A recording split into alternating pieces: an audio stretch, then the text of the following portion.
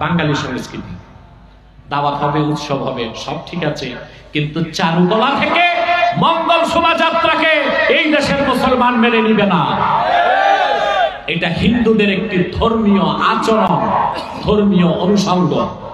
হুতুম পেঁচা, ইঁদুর, বাদুর, বাঘ, বন্য মহিষ সূর্যের প্রতিকৃতি। কেন?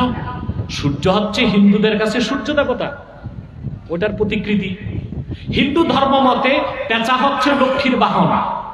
হিন্দুরা মনে করে বৈশাখ মাসে লক্ষ্মী পেঁচার উপর বসে লক্ষ্মী নিয়ে আসে। এই বিশ্বাস থেকে হিন্দুরা মঙ্গল শোভাযাত্রা বের করে। তোমরা সংস্কৃতির দোহাই দিয়া বাংলাদেশের মানুষকে বোকা বানাবা, বুদ্ধিজীবীরা কাঠের খড়ম দিয়া পিটায় তোমাদের মাথা ফাটায় দিবে বাংলাদেশের মানুষ। হিন্দুস্তানের দালালি বন্ধ করো, বাংলাদেশে বসে হিন্দুত্ববাদকে প্রচার করতে দেওয়া হবে না।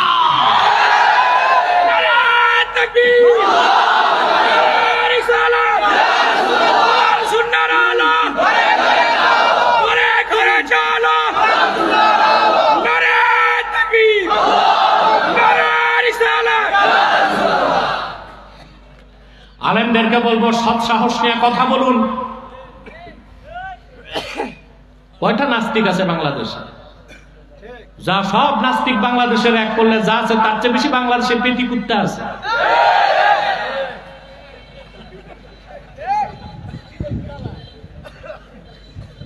বুদ্ধিজীবীগুলোর চাকরি নাই, ব্যবসাটাই চলে কেমনে? দিল্লির পয়সা,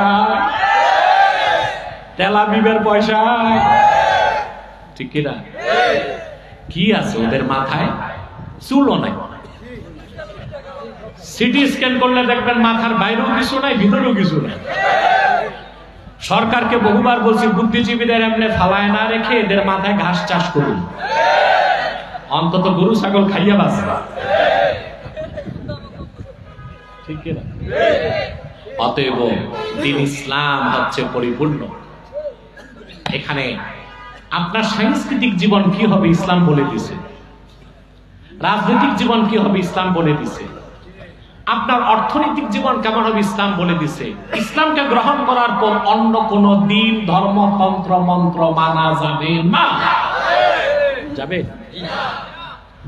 এখন আসেন, আমাকে মুনাফিকরা প্রশ্ন করতে পারে এটা কেমন গায়ের জোরের কথা।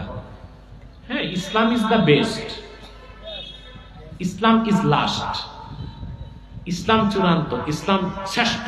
তাই বলি অন্য ধর্মে কি কিছুই ভালো নাই? প্রশ্ন আসে।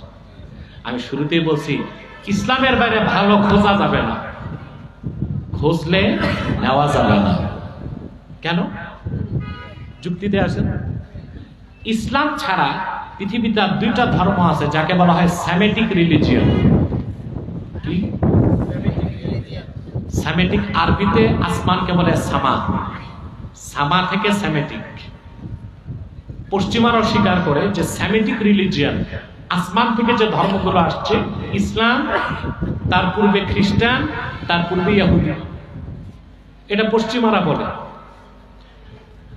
আর পশ্চিমা বিশেষজ্ঞদের মতে, দার্শনিকদের মতে হিন্দু ধর্মের ভালো কিছু কি নেওয়া যায় না? প্রশ্ন।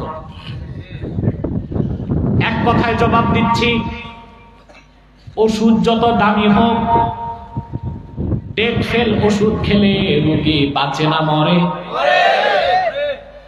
ওষুধ দামি কিন্তু ডেট এক্সপায়ার্ড, মেয়াদ উত্তীর্ণ ওষুধ খাইলে যে রোগী 3 মাস বাঁচবে ওটা তো 3 দিনে মরবে। কথা বলে না? 3 দিনে মরবে। সবচেয়ে দামি হচ্ছে ক্যান্সারের ঔষধ, কেমোথেরাপি, জানেন তো? এক একটা শিশি কেমোথেরাপি 80,000, 1 লাখ, 1.5 লাখ টাকা। এখন যেই কেমোথেরাপি ক্যান্সার রোগীকে অ্যাপ্লাই করা হবে, মেয়াদ চলে গেছে, ওইটা লাগালে রোগী বাঁচবে না, তাড়াতাড়ি মরবে। হযরতে মুসার মাধ্যমে আল্লাহ তাআলা দ্বীন পাঠিয়েছেন। ঈসা নবীর আগমনের মাধ্যমে মুসা নবীর শরীয়ত রহিত হয়ে গেছে, ঠিক কিনা? ১,৫০০ বছর আগে মুহাম্মদ সাল্লাল্লাহু আলাইহি সাল্লামের দ্বীন ইসলামকে আল্লাহ তাআলা পরিপূর্ণ করে দিয়েছেন। ঈসা নবীর দ্বীন রহিত হয়ে গেছে, আগে সব মেয়াদ উত্তীর্ণ হয়ে গেছে, রিজেক্টেড হয়ে গেছে। এখন ইসলাম ছাড়া ভালো কিছু আর কোথাও নাই, খোঁজার চেষ্টাও করা যাবে না। যাবে? খোঁজা যাবে? খুঁজলে নেওয়া যাবে? নিলে ঈমান থাকবে? ইসলামের বাইরে পূর্বের যে ধর্মগুলো রিজেক্টেড, ডেট এক্সপায়ার্ড, রহিত, ওখান থেকে তো কিছু নেওয়ার সুযোগ নাই। আবার ইসলাম মেনে সংস্কৃতির নামে মঙ্গল শোভাযাত্রা কেমনে নিব? সুযোগ আছে? তো বুদ্ধিজীবীগুলোর মাথায় কিছু আছে নাকি? এগুলোর মাথায় শয়তান পেশাব করছে, ঠিক কিনা? আমার কথা, তোমরা তো দ্বীন ইসলামের পরিচয় জানো না, যদ্দূর বুঝো তদ্দূর বলো। এখন এমন একটা ভাবসা বসে টক শোতে যে বসে মনে হয় যে বিদ্যাসাগর। দর্শন, বিজ্ঞান, অর্থনীতি, পৌরনীতি, সমাজনীতি, রাজনীতি, physics, chemist, zoology, botany, cosmology, নৃতত্ত্ব, ভূতত্ত্ব সব নিয়ে আলোচনা করে, একটাও বুঝে না, ঠিক কিনা? টক শোতে এসে পাণ্ডিত্য জাহের করে, কোনোটাই 100% বুঝে নাই।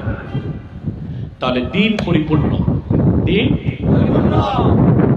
অসমাপ্ত রেখে আল্লাহ পরিপূর্ণ করছেন না পরিসমাপ্তির মাধ্যমে পরিপূর্ণ করছেন?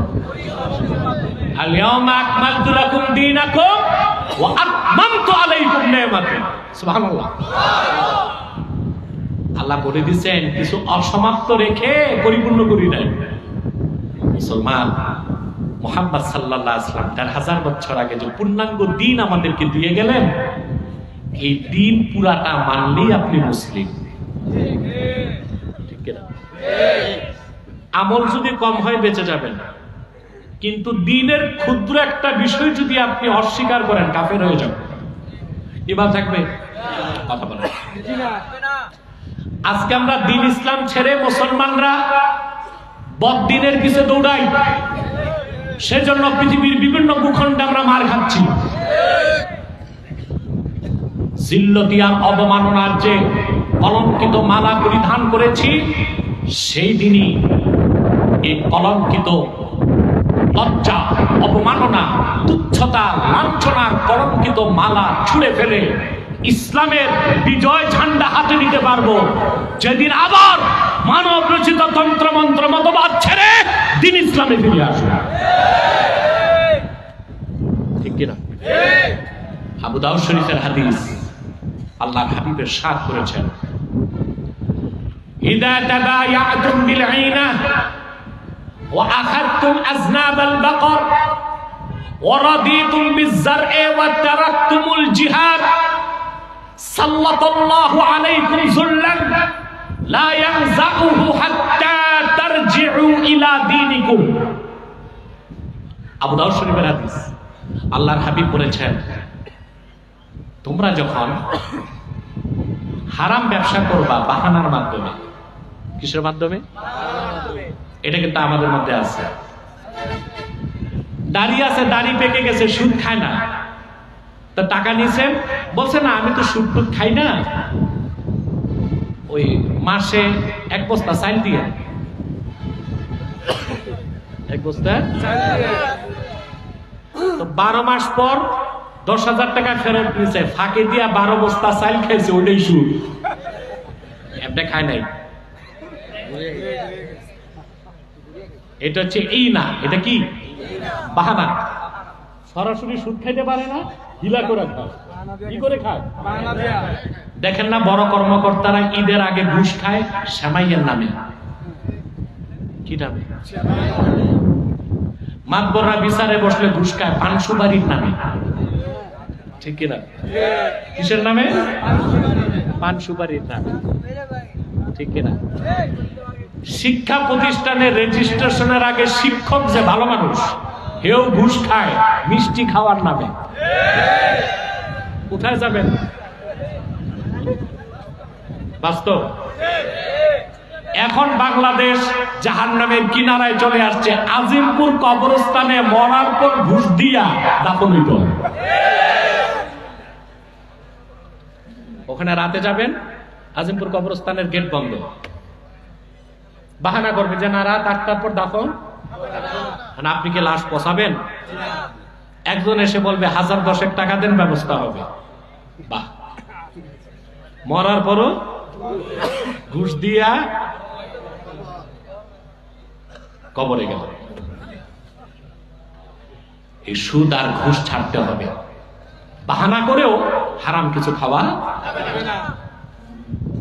ওয়া আখাযতুম আযনাবাল বাকার, আর গরুর লেজকে তোমরা শক্তভাবে ধরবে। ওয়ারাদিতুম বিযারঈ, দিনের থেকে মনোযোগ সরে যাবে, কৃষি ব্যবসা কামাই রোজগারের দিকে বেশি ভাবসাব আসবে। ওয়া তারাকতুমুল জিহাদ, জিহাদকে ছেড়ে দিবা। সাল্লাল্লাহু আলাইকুম যুল্লাহ, আল্লাহ তোমাদের উপর তখন বেইজ্জতিকে নির্ধারণ করে দিবেন। লা ইয়ানজাউহু হাত্তা তারজিউ ইলা দীনিকুম, ততক্ষণ পর্যন্ত এই জিল্লাতকে আল্লাহ সরাবেন না যতক্ষণ পর্যন্ত তোমরা জিহাদের পথ ধরে দ্বীনের পথে ফিরে না আসবা। দেখেন, হামাস 70 বছর ফিলিস্তিনের মুসলমান মার খেয়েছে, ঠিক কিনা? জাতিসংঘ সমাধান করতে পারে নাই, কিন্তু ফিলিস্তিনের স্বাধীনতাকামী মুসলমান যখন জিহাদের পথকে বেছে নিয়েছে, পৃথিবীর নিকৃষ্ট সন্ত্রাসী ইসরায়েলের বিষ দাঁতকে ভেঙে দিয়েছে। আমাদের সমাধান তো আমাদেরই করতে হবে, জাতিসংঘ করে দিবে? চোরে চোরে খালাতো ভাই, ওই জাতিসংঘে যে বসে আছে ওটা একটা চোর, নেতানিয়াহু আরেক চোর, বাইডেন আরেক চোর, চোরেরা সব এক সিন্ডিকেট, ঠিক কিনা? কচুয়া থেকে চোর যদি দৌড় খায়, হাজীগঞ্জের চোর তারে সেভ করবে, ঠিক কিনা? হাজীগঞ্জ থেকে যদি গরু চোর দৌড়ানি খায়, কচুয়ার চোর তারে, বাংলাদেশি তো আমার জন্য, ঠিক না? কিন্তু অন্যদের মতো দেশ পূজা করি না। আমি মনে করি দেশের স্বাধীনতা এটা আল্লাহর দান। কার দান? আল্লাহর দান। কৃতজ্ঞতা কার প্রকাশ করব? আল্লাহ। আমরা কি বাংলাদেশে সত্যিকার অর্থে একটি সার্বভৌম রাষ্ট্রের যতটুকু স্বাধীনতা সম্মান থাকা দরকার তা কি আমাদের আছে? আমাদের দেশে কে ক্ষমতায় বসবে আর কে বসবে না তার সিদ্ধান্ত নেয় মার্কিন যুক্তরাষ্ট্রের স্টেট ডিপার্টমেন্ট। কথা বলেন, মার্কিন যুক্তরাষ্ট্রের স্টেট ডিপার্টমেন্ট সিদ্ধান্ত নেয় কে ক্ষমতায় আসবে কে না আসবে। তাহলে জনগণের হাতে ভোট রাখা লাভ কি? আটলান্টিকের ওপার থেকে চোখ রাঙ্গায় আর আমরা বাংলাদেশে পেশাব করে দিই।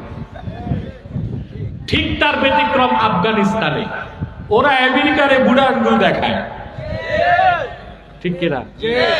কারণ ওরা দ্বীনের উপর মজবুত হয়ে গেছে, জিহাদের পথকে গ্রহণ করেছে। জাতিসংঘ থেকে সমাধান চায় না, চেয়েছে সমাধান এসেছে আল্লাহর কাছ থেকে, যখন তারা দ্বীনকে আঁকড়ে ধরেছে আর জিহাদের পথকে বেছে নিয়েছে। একই চিত্র আফগানিস্তানে, একই চিত্র ফিলিস্তিনে, ঠিক কিনা? তাহলে আমাদেরকে দ্বীনের পথে ফিরে আসতে হবে। মানব রচিত তন্ত্রমন্ত্র মতবাদ আমাদেরকে কখনোই মুক্তি ও সম্মান এনে দিতে পারবে না। কথাগুলো বুঝতেছেন? এবার আসেন, আমি যে আয়াতের ব্যাখ্যা করছি, আমাদের ঈমানের যে মূল আকীদা, আকীদা খাতমে নবুয়ত, এটার পক্ষে একটা শক্তিশালী দলিল। কার পক্ষ থেকে? জোরে বলেন। পূর্বে এক নবীর পরে আরেক নবী আসার 3টা কারণ ছিল। কয়টা? পূর্বে যত নবী আসছেন আদম থেকে ঈসা, প্রত্যেকে